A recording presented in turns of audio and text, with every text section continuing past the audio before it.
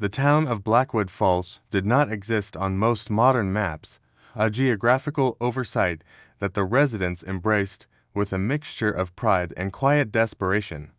Tucked into a jagged fold of the Oregon wilderness, the town was a collection of salt box houses and decaying Victorian structures that seemed to be slowly being reclaimed by the emerald tide of the surrounding forest. Here, the fog was not a weather pattern, but a permanent resident, a thick, milky veil that tasted of pine resin and old dampness.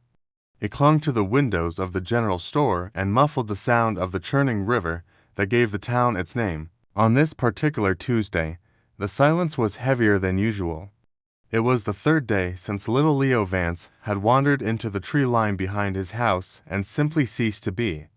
There were no tracks in the soft, loamy earth, no snagged threads of his bright yellow raincoat on the brambles, and no echoes of a child's cry. The search parties, comprised of hollow-eyed men in flannel and stoic women with lanterns, had returned from the woods with nothing but the smell of wet earth on their skin and a growing, unspoken dread in their hearts. Detective Julian Vane stood on the porch of the Vance residence, his silhouette a sharp, dark ink blot against the gray morning. He was a man of angular features and eyes that seemed to have seen too many things that logic could not explain.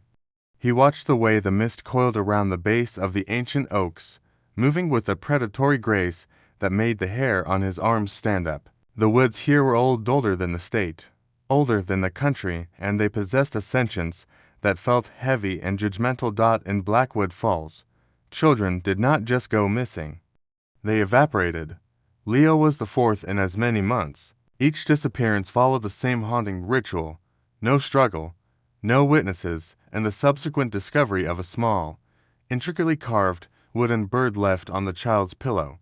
Vane reached into his pocket and felt the smooth, cold surface of the bird found in Leo's room. It was carved from ashwood, the wings detailed with such precision that they looked ready to flutter. There were no tool marks, no signs of sandpaper or blades. It looked as though the wood had simply willed itself into the shape of a sparrow. By the second week, the atmosphere in Blackwood Falls had curdled into something resembling a collective fever dream. The town square, once a place of mundane gossip and the scent of roasting coffee, was now a desolate stage. People moved with a hurried, twitchy energy, their eyes darting toward the periphery of their vision as if expecting the buildings themselves to shift. Julian Vane spent his hours in the basement of the local library, a cramped space that smelled of ozone and disintegrating paper. He was hunting for a ghost, a pattern of disappearances that stretched back over a century. The records were patchy, scarred by fire and water damage, but the pattern was undeniable. Every 50 years, Blackwood Falls paid a tithe in youth. In 1875, 3 children vanished during the harvest moon. In 1925, 5 more were lost to the winter snows. Each time, the town's chronicles mentioned the wood singer, a local legend dismissed as folklore by the modern era, but whispered about in the dark corners of the local tavern. The wood singer was said to be a spirit of the forest that fashioned toys to lure the innocent into the deep green where time moved. Differently, Vane ran his fingers over a yellowed photograph from 1925. A group of somber men stood in front of the same woods that now mocked him. Among them was a tall, gaunt figure in a tattered coat, his face obscured by the shadow of a wide-brimmed hat. In his hands, he held a small wooden bird. The detective felt a cold prickle of recognition. The carving in the photo was identical to the one in his pocket down to the specific, unnatural curve of the beak. The silence of the library was suddenly punctured by a sound that made Vane's blood turn to ice. It was a faint, rhythmic tapping against the high, narrow window at the top of the basement wall. Tap, tap, tap, tap. He looked up, his hand instinctively reaching for the holster at his hip. Behind the frosted glass, a silhouette moved. It wasn't a bird. It was the hand of a child, small and pale, pressing against the pane. He burst out into the alleyway, the cold air hitting his lungs like a physical blow. The alley was empty. No footprints in the mud. No rustle of clothing. But there, sitting perfectly centered on the stone ledge of the window, was a new carving. This one was a robin, its wooden breast stained a deep, visceral red.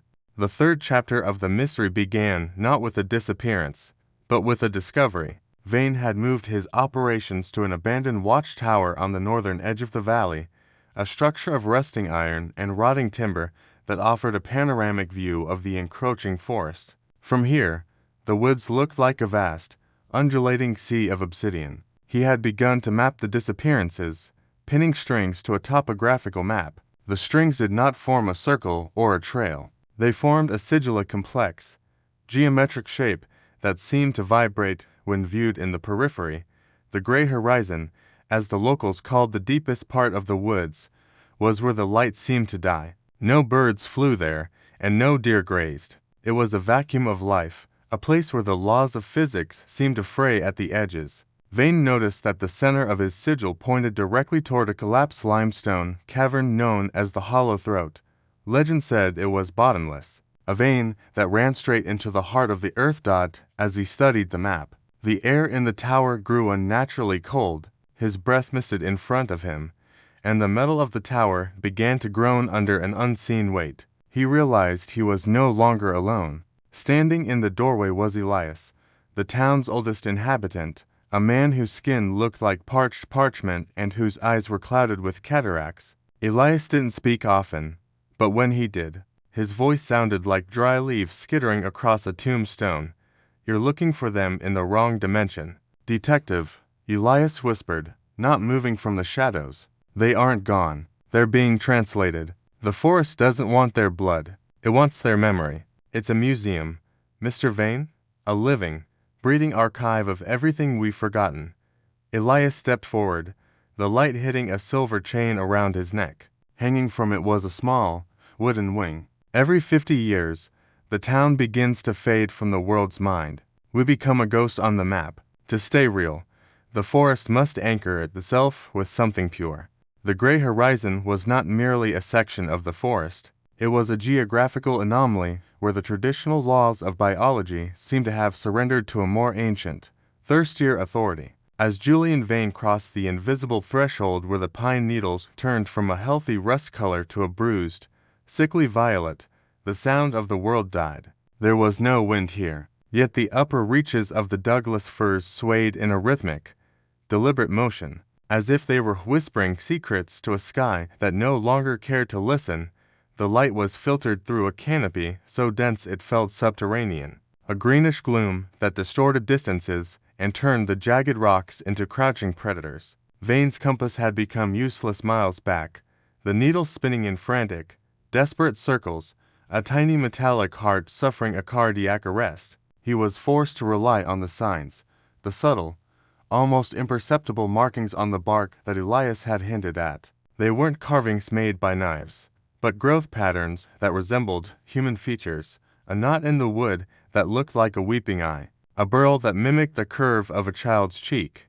The air grew heavy with the scent of ozone and wet ash, a cloying miasma that made every breath feel like an act of labor. Vane felt a peculiar sensation of being watched, not from behind the trees, but from within them. The silence was so profound it became a physical pressure against his eardrums, a high-pitched hum that vibrated in his very marrow. He found himself walking with a strange, floating gait, his boots making no sound on the floor of moss that was as thick and soft as a velvet shroud. Every few yards, he noticed the offerings, objects that didn't belong in the wild. A single, muddy sneaker sitting perfectly upright on a stump, a frayed blue ribbon tied to a branch that was too high for any child to reach, a rusted tin whistle suspended in the air by a single, shimmering spider's thread. These were the discarded echoes of the lost, the physical remnants of lives that were being slowly digested by the landscape.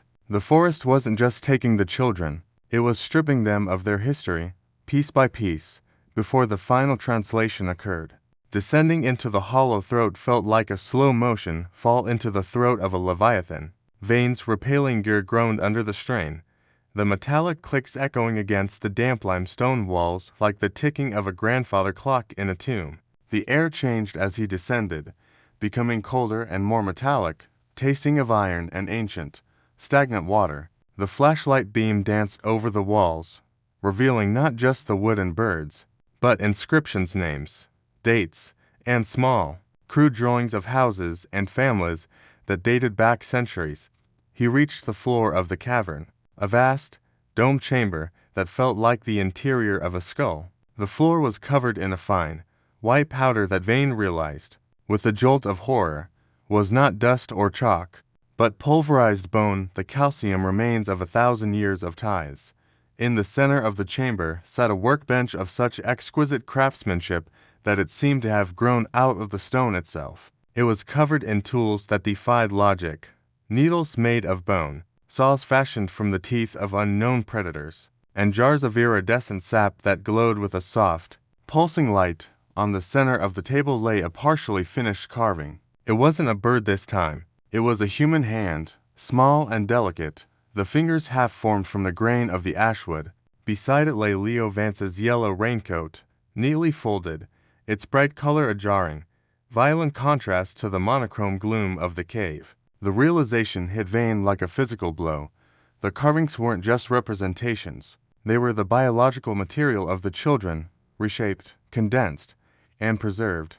He found a heavy, leather-bound ledger, its pages made of thin, translucent vellum that felt like human skin. He opened it, his fingers trembling. The book contained no words, only sketches. Each page was a portrait of a child, drawn with such haunting precision that they seemed to breathe. As he flipped the pages, the faces became more familiar, the children from the 1970s, the 1920s, the 1880s, and then he reached the final, completed page. It was a portrait of a young boy with sharp features and sad eyes. Vane gasped. The boy in the drawing was himself, not as he was now, but as he had been 30 years ago, before he had been found wandering the woods with no memory of his past.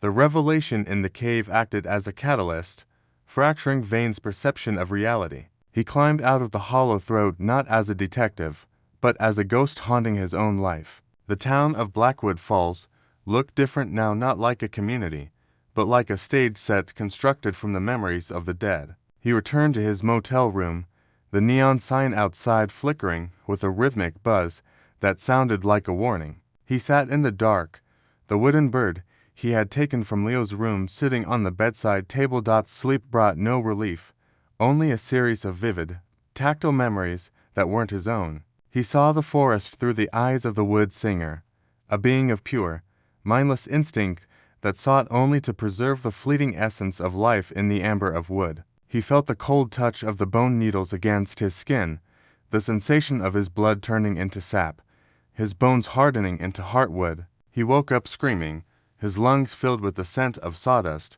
He looked at his hands and saw, with a mounting dread, that his fingernails were turning a dark, woody brown, the cuticles hardening into bark. The transformation that had been interrupted 30 years ago was finally completing itself. The forest was reclaiming its lost archive. He fled the motel, his movements stiff and jerky, his joints creaking like old branches in a storm. The streets were empty, the fog having swallowed the buildings entirely. He found himself drawn back toward the woods, the magnetic pull of the gray horizon irresistible now. As he reached the tree line, he saw the townspeople gathered in a silent, moonlit circle. They weren't looking for the children. They were looking at him. Their faces were blank, their eyes reflecting the pale light like polished stones. They knew.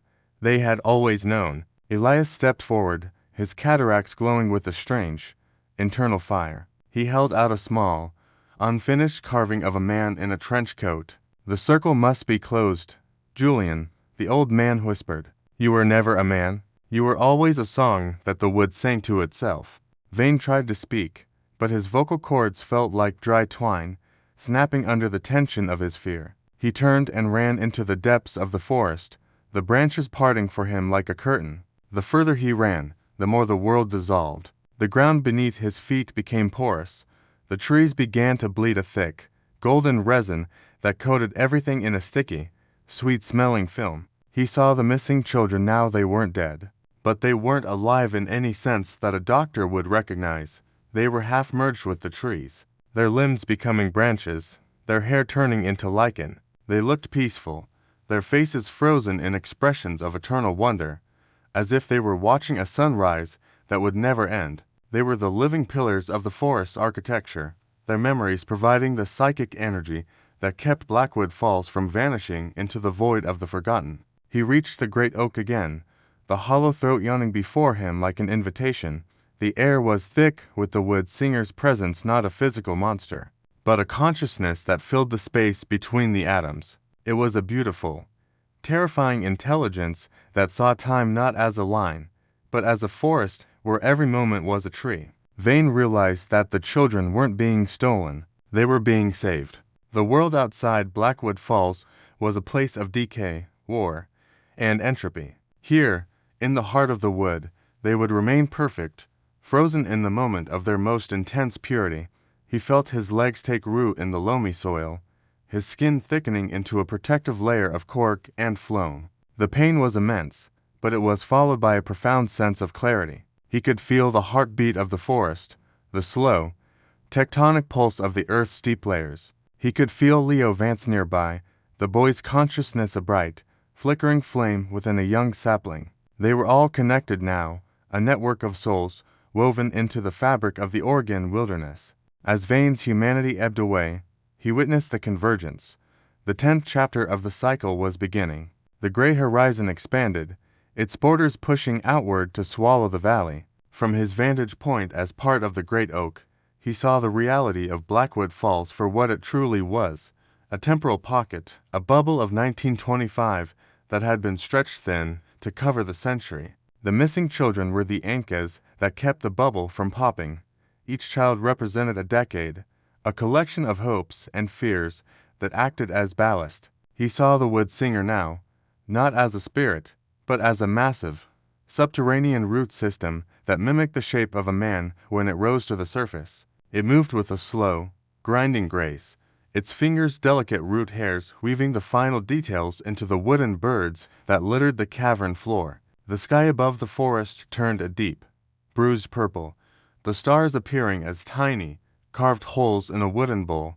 Vane felt his memories being sorted and filed away. His life as a detective in Portland, his failed marriage, his obsession with the cold cases, it was all being compressed into a single, intricate carving. He saw his own bird being finished in the cave below. It wasn't a sparrow or a robin. It was a phoenix, its wings spread wide, its wooden feathers etched with the lines of his own palm. The wood singer was preparing him for the flight, the moment when the collective consciousness of the lost would leave the physical, would and ascend into the over-forest. The silence of the woods was broken by a sound like 1,000 violins snapping at once. It was the sound of the town finally dissolving. The saltbox houses, the Victorian mansions, the general store, they all collapsed into piles of sawdust and dry leaves. The residents simply stepped into the trees and disappeared. Only Elias remained for a moment, standing at the base of the great oak. He looked up at Vane, his eyes clear and blue for the first time. "It's a beautiful library, isn't it?" Elias whispered, before he turned into a shower of golden pollen. The penultimate stage was the hardening.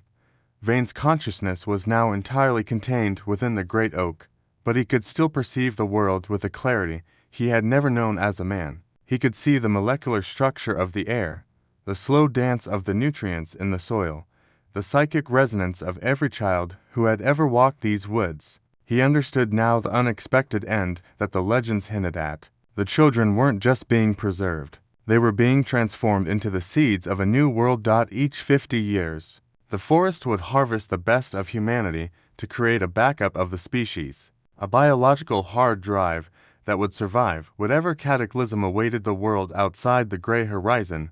Deep within the hollow throat, the heart of the ash began to glow with a blinding, white light. It was the engine of translation, a crystal in structure formed from the compressed spirits of the first children taken in the ancient past. Vane felt himself being drawn toward this light, his essence being sucked out of the tree and into the core. He saw Leo Vance there, and the others, their spirits appearing as bright, translucent figures dancing in the heart of a star. They weren't afraid, they were joyful. They had been freed from the burden of time and the decay of the flesh. They were the new architects, preparing to design the world that would replace the one currently crumbling beyond the forest's edge.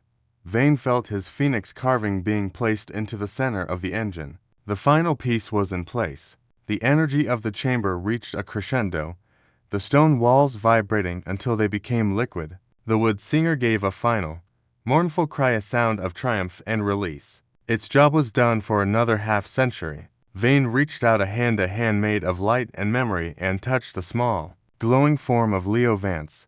In that contact, he saw the entirety of human history, all of it destined to be distilled into the quiet, eternal peace of the Blackwood. The final chapter began with a silence so absolute it felt like the end of the universe. The forest of Blackwood Falls was gone. In its place stood a vast, shimmering plain of glass, reflecting a sky filled with two suns. Julian Vane stood on the plain, looking down at his hands. They were flesh and blood again, but he was no longer a man of 40. He was a boy of 10, dressed in the suit from the 1925 photograph. Beside him stood Leo Vance, his yellow raincoat glowing with an inner light. Around them, hundreds of children were waking up, rubbing their eyes as if rising from a long, dreamless sleep. They were in the overforest, the perfected version of reality that the wood singer had been building for millennia. But as Vane looked back at the horizon, he saw the unexpected end, the twist in the fabric of the plan. The glass plane was not a new world. It was a single, massive carving. He knelt down and pressed his ear to the ground. He didn't hear the heartbeat of the earth. He heard the muffled, distant sounds of a modern city. He heard the screech of tires, the blare of sirens, and the frantic voices of searchers. He realized with a staggering horror that they hadn't escaped the world. They were trapped inside a monumental wooden sculpture sitting in the lobby of a corporate headquarters in 2025. The wood singer wasn't an ancient spirit, it was a cutting-edge AI, a bio-digital architect created by a tech conglomerate that had bought the land of Blackwood Falls. The disappearances weren't mystical, they were the result of a human-to-data preservation experiment. The forest was a simulation, a high-fidelity prison designed to house the consciousness of the subjects while their bodies were processed for organic computing components. Vane looked up at the suns and saw they were the overhead LED lights of a laboratory. The technician in a clean suit looked down into the miniature landscape. The Blackwood simulation is stable. The voice boomed. The subjects believe they have ascended. Begin the next harvest. As the light faded, Vane saw a new carving being lowered into the world, a tiny, wooden bird that landed at his feet. He realized the ultimate truth. The forest was a lie, the escape was a dream, and the wood singer was a machine that never slept.